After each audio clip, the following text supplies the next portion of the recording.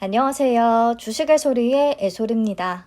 네, 그래도 SBB테크 덕분에 기분 좋게 한 주를 출발하셨죠? 시초가가 더블을 형성하지는 못했기 때문에 따상은 아니지만 거의 따상에 근접한 수준까지 올라준 게 너무 오랜만이네요.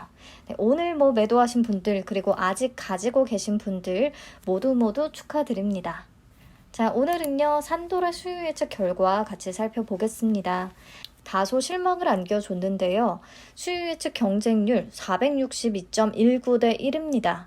626개의 기관들이 참여했네요.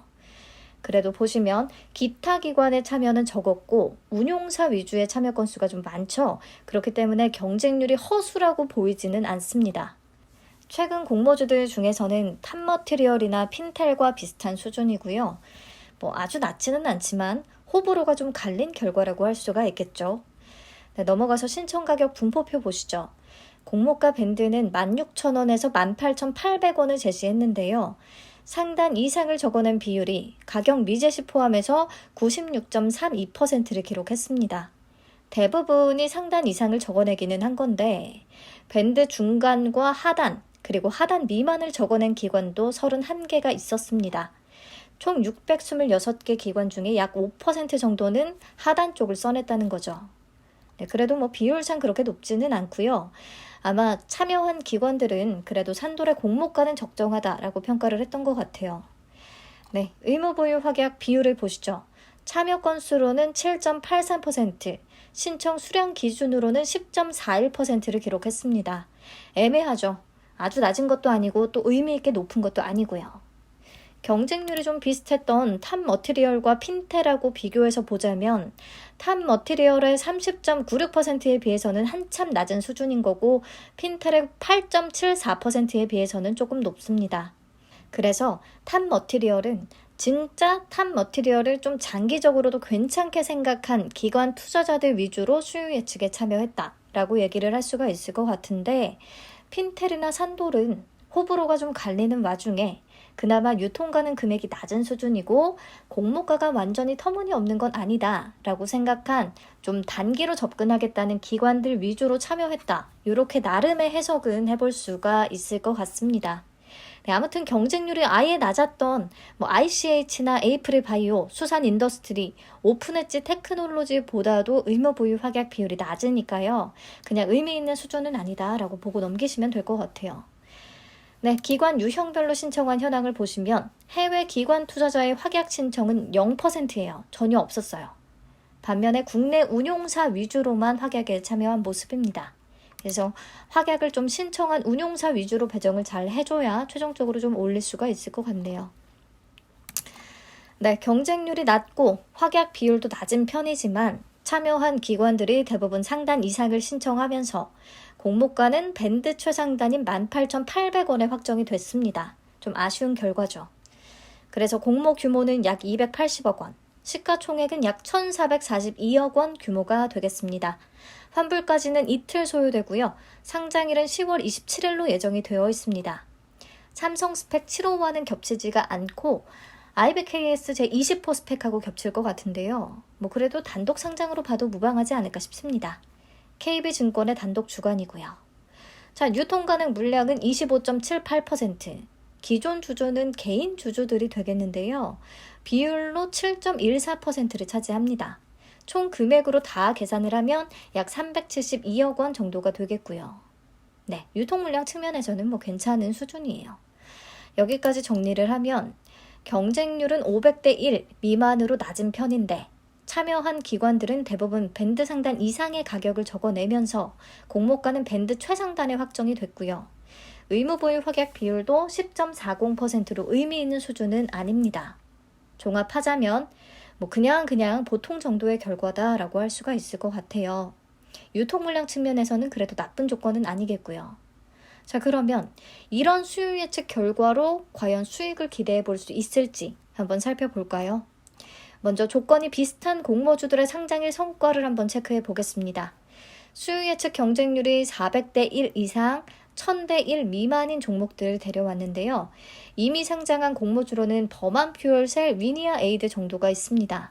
버만퓨얼셀은 상장일에 고가 기준 31%까지 올라줬고 위니아 에이드는 처참했었죠. 네, 그리고 비슷한 조건의 탑 머티리얼이 내일 또 상장을 기다리고 있습니다.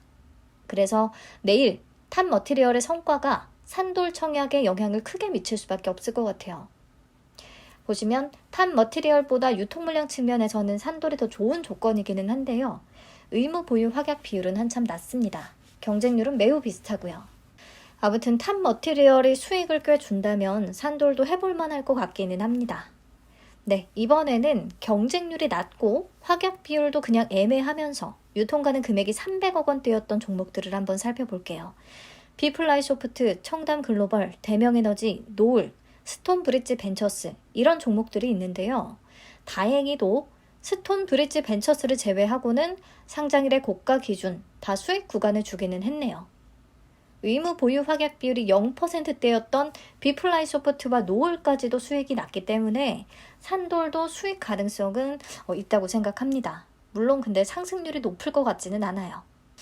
산돌의 시가총액이 1,400억 원대로 아주 가볍지 않다는 게 조금 걸립니다. 네, 이번에는 이론적인 주가를 한번 계산해 볼 건데요. 그냥 참고용으로만 봐주세요. 22년 예상 순이익 기준으로 주당 평가가액을 계산하면 24,705원으로 계산이 됩니다. 공모가 18,800원 대비해서 31% 플러스 수준이에요. 근데 조금 찜찜한 부분이 있죠. 기업 분석 영상에서 말씀을 드렸듯이 22년 상반기에 잡힌 46억 원 규모의 라이선스 매출은 일회성 매출로 보입니다. 그전에는 이렇게 큰 금액이 잡히지 않았거든요. 그래서 23년, 24년에도 과연 이 정도의 매출액과 순이익 달성이 가능할 것인지에 대해서는 확신은 없습니다. 그래서 쭉 살펴봤을 때 산돌의 수요 예측 결과가 생각보다 저조한 이유로는 바로 앞에서 얘기했던 22년 상반기의 반짝 실적도 영향을 줬을 것 같고요. 그리고 폰트 시장에 대한 매력 자체가 좀 떨어진다고 생각한 기관들도 있었겠고요. 그리고 한 가지 더, 저스템과 일정이 겹치게 되는데요. 저스템의 수요 예측 결과가 아직 발표되지는 않았지만 뭔가 개인적으로는 이게 영향을 줬을 거라는 생각이 들었어요. 저스템은 반도체 오염 제어 솔루션 업체거든요. 반도체 수요를 높이는 데 굉장히 중요한 역할을 하겠죠. 시장 점유율도 80%에 달한다고 하고 또 전방 산업이 지금은 반도체 위주지만 태양광, 디스플레이, 2차 전지까지도 확장해 나가는 추세라고 합니다. 그러면 폰트 제작사인 산돌과는 좀 기대할 수 있는 매출 규모라든지 성장성 이런 측면에서 훨씬 더 높은 점수를 받았을 수 있을 것 같아요. 물론 유통 가능 비율과 기존 주주 비율만 따져보자면 산돌이 훨씬 좋은 조건인데요. 보세요. 유통 가능 금액 측면에서는 사실상 큰 차이가 있지는 않고 공모가 기준의 시가총액을 보면 저스템이 산돌의 2분의 1 수준밖에 안 됩니다. 요즘에 계속 말씀을 드리고 있잖아요. 유통 가능 금액도 중요하지만 전체적인 시가총액 규모도 상장일 성과에 큰 영향을 주는 것 같다고요. 자, 그런 측면에서 저스템 쪽으로 마음이 기운 기관들이 좀 있지 않았을까 생각을 해봤어요. 네, 그러면 종합해서 말씀을 드릴게요. 우선 체크할 것이 두 가지가 있죠. 내일 탑 머티리얼의 상장일 성과부터 확인을 해야겠고요. 또 내일 발표되는 저스템의 수요 예측 결과까지도 확인을 할 수 있다면 좋겠습니다. 자, 저스템의 수요 예측 결과가 내일 3시 이전, 오후 4시 이전 좀 빠르게 발표가 됐고 또 결과가 좋다면 삼성 스펙 7호에다가 비례 청약을 하고 그 환불금으로 저스템의 청약, 산돌은 균등 정도만 참여하는 걸로 결정을 해볼 수도 있겠고요. 산돌이 IBKS 제20호 스펙과 상장일이 겹치기는 하지만 일반 기업으로는 단독 상장과 마찬가지며 또 폰트 1위 플랫폼 보유 기업이고 실적도 매우 탄탄한 편이며 유통 가능 금액도 300억 원대로 낮은 편이기 때문에 수익 구간을 줄 것이다. 비슷한 조건의 공모주 사례를 살펴봐도 수익 구간은 작게나마 줄 것 같다 라는 생각이 든다면 삼성 스펙 7호와 산돌에 비례 자금을 좀 배분해서 청약하는 것도 방법이 될 수가 있겠습니다. 산돌은 아마도 청약 경쟁률이 높지는 않을 것 같으니까요. 좀 많이 받는 쪽으로 전략을 짜볼 수는 있겠죠. 하지만 위험 부담은 조금 따르겠고요.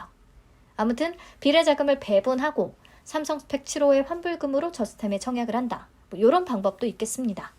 배정 물량과 청약 한도는 화면으로 확인을 하시고요. 최소 청약 수량은 10주입니다. 94,000원 필요하겠죠. 산돌의 수요 예측 결과가 그저 그렇기 때문에 삼성 스펙 7호의 자금이 더 몰릴 수밖에 없을 것 같네요. 내일 탑 머티리얼의 성과 그리고 결과가 빨리 발표된다면 저스템의 수요 예측 결과까지 확인을 하시고 최종 판단하시면 되겠습니다. 오늘도 시청해주셔서 감사합니다. 편안한 저녁 시간 되세요.